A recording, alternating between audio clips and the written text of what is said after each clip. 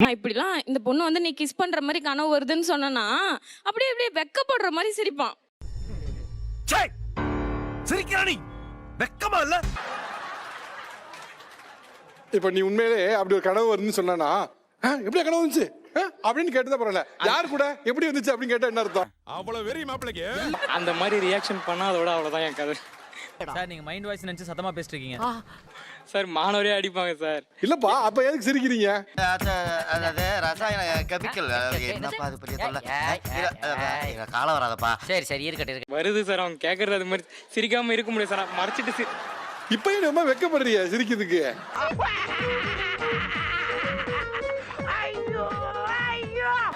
வீட்டுக்கு போனாதான் சார் தெரியும்.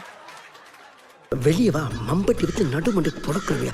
உங்களுக்கு என்ன கனவு வருது? எனக்கு சேம். எனக்கு மட்டும்தான் இந்த பிரச்சனை ஆகுதுன்னு நான் பயந்தே போயிட்டேனா? உங்களுக்கும் இந்த பிரச்சனை இருக்குன்னு தெரிஞ்ச பண்ணா எனக்கு நிம்மதியாகுது. சேனல் எதா இருந்தாலும் அது கொஞ்சம் ஆதரவு கொடுங்க. உங்க பொண்ணான கையை கொண்டு அந்த பெண்ணில தட்டிடுங்க.